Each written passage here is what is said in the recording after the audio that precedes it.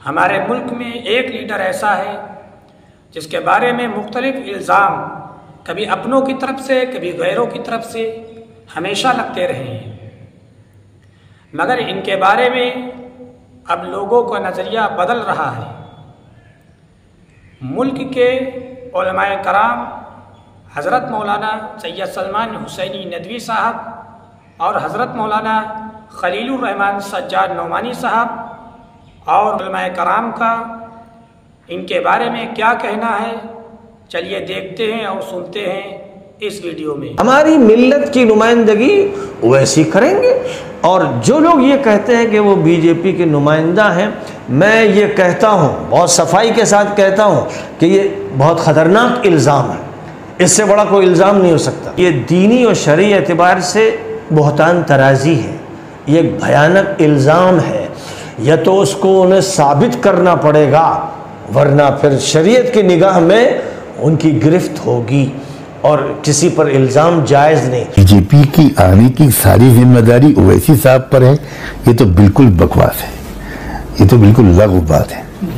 اس کے پیچھے R S S کی 100 سال کی محنت ہے، اور اس کے پیچھے سو کالڈ سیکولر پارٹیز کا جو رویہ رہا ہے وہ ہے۔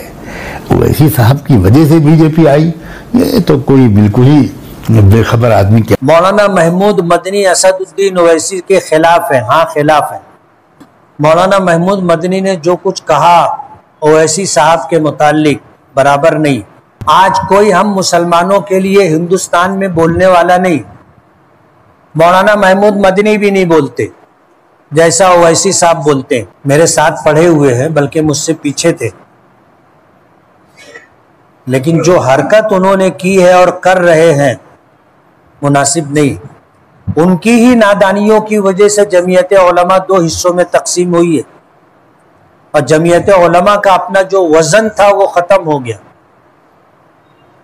اور بھی بہت ساری باتیں ہیں، میں بولنا نہیں چاہتا۔ آج دنیا بھر کے لوگ جواب دے رہے ہیں نا۔ بڑے بڑے ملا مولوی بھی آج کل ٹی وی پہ بیٹھ کے ایک دوسرے کی مخالفت کرتے ہیں، بس اس لیے کہ یہ سمجھیں کہ ہم آگے رہیں وہ پیچھے ہو جائے۔ وہ قوم جس نے پانی ایک زخمی کو پلانے کے لیے دوسرے نے دوسرے کی پیشکش کر دی، دوسرے نے تیسرے کی پیشکش کر دی، تیسرے نے چوتھے کی پیشکش کر دی کہ پہلے میرے ساتھی کو پانی پلا لو، اس قوم کے قائدین یہ کہتے ہیں کہ نہیں جی فلاں بندہ تو خراب ہے، ہم اس سے زیادہ بہتر ہیں۔ تو اس کا مطلب ان کو ابھی رب رسول کے احکامات کا پتہ ہی نہیں لگا کہ اللہ اور اس کے رسول صلی اللہ علیہ وسلم آپ سے چاہتے کیا۔